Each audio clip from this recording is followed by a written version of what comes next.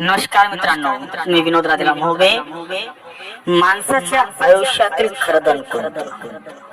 मनुष्य आपल्या जीवनात 3 प्रकारचं धन कमावून ठेवलेलं असतं. तर चला जाणून घेऊया. पहिला, सुंदर इमारती. पण समजा ह्या सुंदर इमारतीला आग लागली किंवा भूकंपाने ती कोसळली तर ती राख होऊन जाईल, मग याला आपण खरं धन म्हणणार नाही ना. नंबर 2, खूप जमीन. पण समजा 1 वर्ष पाऊस पडलाच नाही आणि त्यामुळे आपल्यास उत्पादन झालेच नाही तर आपल्या हातात काहीच येणार नाही, मग याला आपण खरं धन म्हणणार नाही ना. नंबर 3, पैशाची तिजोरी.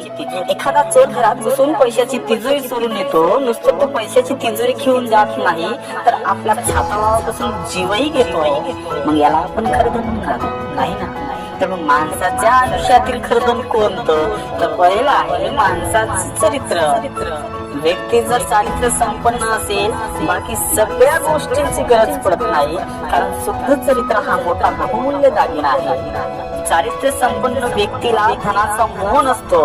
चारित्र्य हे उच्च संस्कार व अशा चारित्र्यवान माणसामुळे एक उज्ज्वल राष्ट्र निर्माण होतो आणि म्हणून चरित्र हा माणसाच्या जीवनात एक अनमोल धन.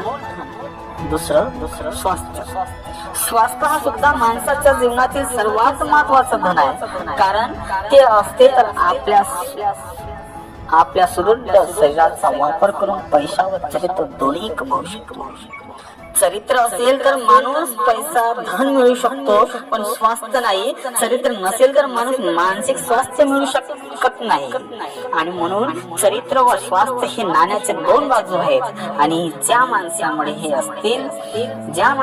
हे असतील ते खरं धन. नंबर 3, संतोष, तृप्ती. संतोष हा असा एक गुण आहे जो आजही सामाजिक सुख शांतीचा आधार आहे.